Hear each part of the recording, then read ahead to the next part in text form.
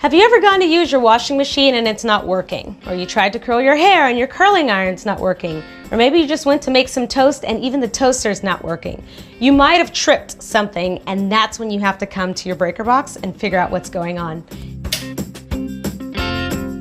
This is a breaker box. It's a metal plate and a wall. Mine's in my hallway. Yours might be in a utility room or maybe the garage. Some of them are even outside on an exterior wall.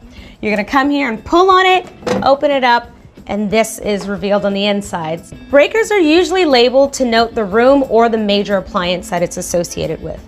And what you're doing is you're looking to see which one has been tripped. And the way you notice that it's been tripped is it's either in the off or close to on position. And in this case, I can see that this one right here from my bedroom lights has been tripped. The way I'm gonna fix it is by going ahead and touching it and moving it over to the on position.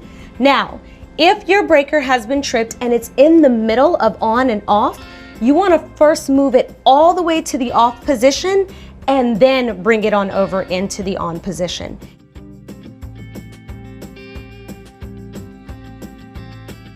You want to check the number on the breaker. So you can see most of these are 20s, but right down here I have one that is 30s, and these are amps.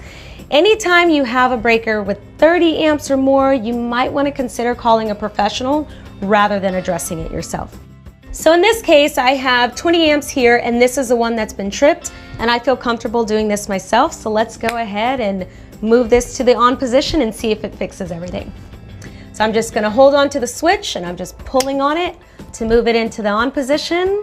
And now I'm going to head over to the room and make sure it worked. So let's say you come here, you flip it to the on position, but it immediately trips again. Just stop right there. There's probably some circuit wiring going on that needs to be looked at, and you want to call a professional for that.